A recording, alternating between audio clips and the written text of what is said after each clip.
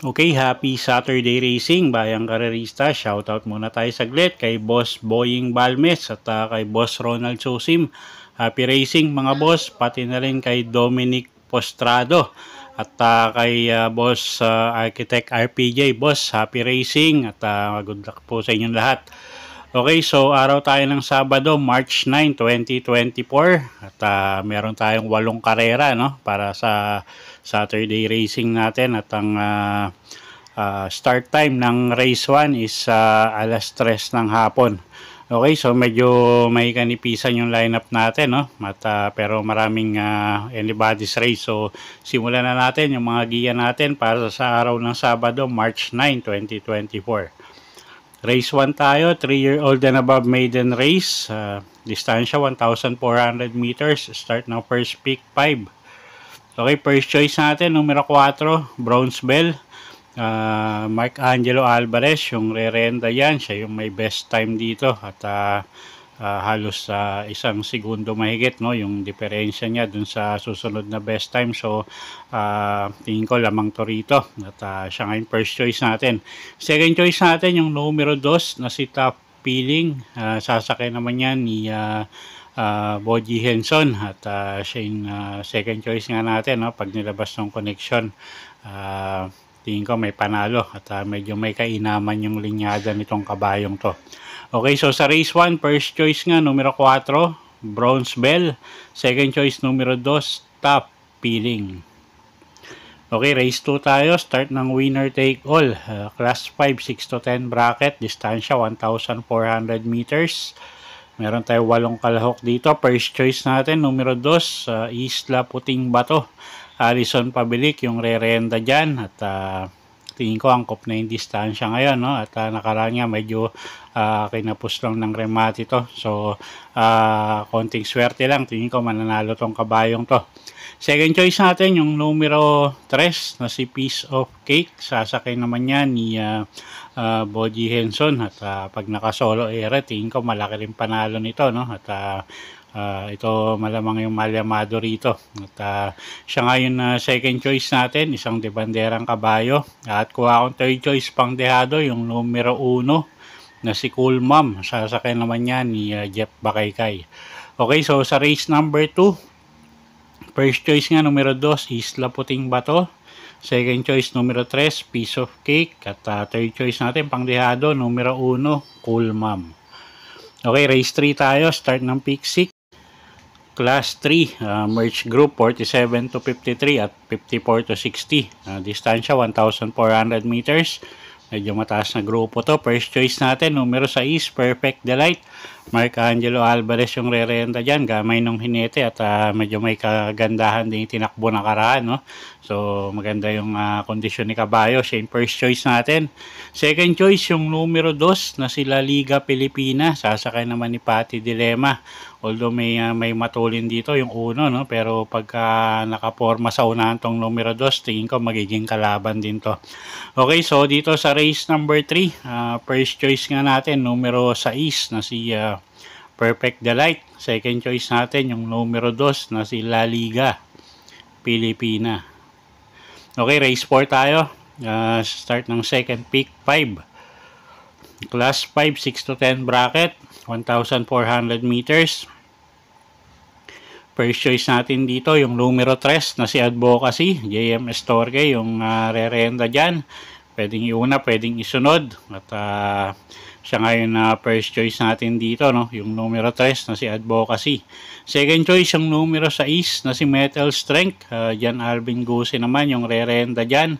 At isang deremating kabayo, tingin ko baka maangkop yung distansya sa kanya, no? So siya yung second choice nga natin. At third choice yung numero 2 na si Iikot Lang. Sasakay naman yan ni RM Adona. Okay, so dito sa race number 4, first choice nga natin numero 3, Advocacy. Second choice numero 6, Metal Strength. At third choice nga natin yung numero 2 na si Iikot Lang. Okay, next race tayo, race number 5. Start ng peak 4. Class 4, 28 to 33 bracket, 1,400 meters ang distansya natin dito.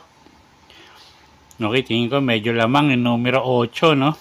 Super Earth. Jan Alvin Guse yung sasakay dyan. At medyo gumangin laban, tingin ko. At siya nga yung first choice natin dito sa race number 5. Numero 8 yung Super Earth. Second choice yung numero 9 na si Full Combat Order. Alison Pabilik naman yung re-renta dyan. At gamay din nung hinete ito, no, ni Alison Pabilik. At tingin ko makakaremate rin to. At pwedeng pang dehado, pangsama sa exotic yung numero 2 na si Agi daw. Sasakay naman niya ni Jeff Bakaykay.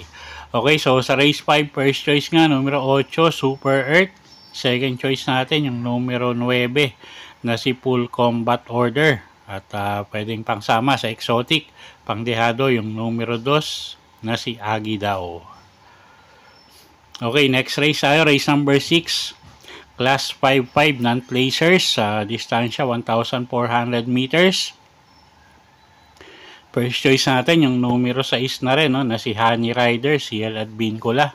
Yung sasakay dyan, medyo maganda yung post position niya. At tingin ko siya yung pinaka-consistent sa paglaban lately, no? At yun nga, siya yung first choice nga natin, numero 6, Honey Rider, isang deremating kabayo. Second choice yung numero 2 na si Ran Sapran, sasakay naman ni Apprentice Rider MR Elios, isang deremating kabayo rin. At baka maangkop lang yung distansya, 1,400 meters. So, isa yung second choice nga natin. Okay, so sa race 6, first choice nga, numero 6, Honey Rider. Second choice, numero 2, Ran Sapran. Okay, race 7 tayo. Penultimate race sa class 5, 11 to 15 bracket. Distansya natin dito, 1,400 meters. First choice natin dito, numero 2, Namaskar, sasakay ni Alison Pabilik, isang debanderang kabayo. At pag nauna, tingin ko malaki pag-asa, no? Malaki panalo ni kabayo. At medyo may kababaan na nga sa grupo yan. Second choice natin yung numero 1 na si Kentucky Rain, JM Estorque naman yung sasakay dyan. At medyo may kainaman din yung huling takbo nito. At tingin ko paganda yung or pa-aumento ulit si kabayo, no? Paganda ulit yung kondisyon niya. So siya yung second choice natin. At pwedeng pangdehado yung numero 4 na si Lava Walker, sasakay ni JD Calagos. Gamay ng hinete yan. So tingin ko may panalo rin yan. Okay, so sa race 7, first choice numero 2, Namaskar. Second choice numero 1, Kentucky Rain. At third choice natin, pangdehado, numero 4, Lava Walker. Okay, race number 8, last and final race for the day. Class 4, 34 to 39 bracket, 1,400 meters ang distansya. Okay, first choice rin natin, no, yung numero 11 na si Batang Manda. Pati Dilema yung sasakay dyan from the Avalos stable. At may inam din tong kabayong to. At tingin ko nga ito na rin yung horse to beat nga rito sa race number 8. Second choice natin yung numero 3 na si Uncle Vines. JB Hernandez naman yung re-renta dyan. At medyo mainam din ipinapakita nito ng mga huling takbo. So tingin ko may panalo rin yan, no? At pwedeng pangsama, pangdehado sa paratingan or sa exotic. Yung numero 1, couple entering Sky Story at Magandang Dilag. At yung dehadong numero 9 na si Black Star. Okay, so sa race 8, first choice nga, numero 11, Batang Manda. Second choice, numero 3, Uncle Vines. At pwedeng yung pangsama sa paratingan o sa exotic. Yung couple entering numero 1, Sky Story at Magandang Dilag. At saka yung dehadong numero 9 na si Black Star. Okay, so yan po yung mga giya natin para sa araw ng Sabado, March 9, 2024. Sana po yung makatulong sa pagpili nyo ng mga tatayang kabayo. Inulit ko po, kayo pa rin po masusunod kung saan nyo itataya yung pinagpaguran yung pera. Good luck po at happy Saturday racing, Bayang Karerista.